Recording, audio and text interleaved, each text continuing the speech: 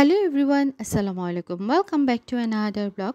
মাছ খেতে কার, কার অনেক ভালো লাগে? আর আমার পছন্দের মাছ হচ্ছে ইলিশ মাছ আর চিংড়ি মাছ। তাছাড়া ছোট মাছ খেতেও আমার ভীষণ ভালো লাগে। অনেককেও তো দেখি মাছ ছাড়া একদম ভাতে খেতে পারে না। তো আ এখনকার বাচ্চারা তো মাছ একদমই পছন্দ করে না। আর আমি খুব কম বাচ্চাদেরকে দেখেছি যে ইলিশ মাছটা ওরা কাটা বেছে খেতে। তো আমার কাছে যেসব বাচ্চারা খুব সুন্দর করে কাটা বেছে মাছ খায়, তাদেরকে তো আমি সবসময় আলহামদুলিল্লাহ, মাশাআল্লাহ বলি যে আ যারা খাওয়াতে পারে বাচ্চাদেরকে। বাট আমার বাচ্চারা কোনোভাবেই হচ্ছে আমি ওদেরকে মাছ খাওয়াতে পারি না।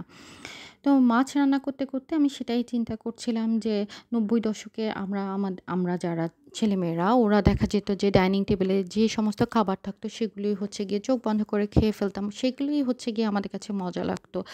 ২-১ টা হয়তোবা আমাদের স্পেশাল আইটেম থাকতো রোজা রাখলে, সেগুলো আমাদের আব্বু-আম্মুরা এড করতো। বাট এখনকার বাচ্চাদের ওরা রোজা রাখলে ওদের জন্য হচ্ছে কত ধরনের ডিফারেন্ট, ডিফারেন্ট ফুড আমরা যে রেডি করি। আমার অবশ্য আ অ ভালোই লাগে। আর ওরা তো হচ্ছে গিয়ে চিকেন লাভার। ওরা এখন মুরগি বললেও চিনে না। ওরা হচ্ছে গিয়ে চিকেন বললেই হচ্ছে ওরা বেশি চিনে।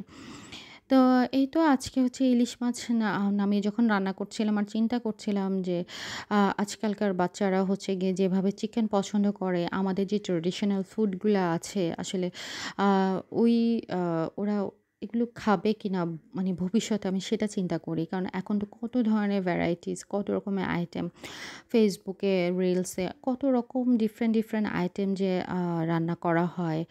আর এখন অবশ্য এই জিনিসটা আমার কাছে ভীষণ ভালো লাগে যে এখনকার যে ব্লগ পেজগুলো, এগুলোতে আমরা আমাদের ট্র্যাডিশনাল জিনিসগুলো যেমন মাটির পাতিলায়, আমি তো কখনো হচ্ছে গিয়ে মাটির পাতিলায় রান্না করার চিন্তাও করিনি এত বছর ধরে। বাট এই যে ফেসবুকে, রিলসে এসব দেখে মাটির কড়াইতে রান্না করার শখ।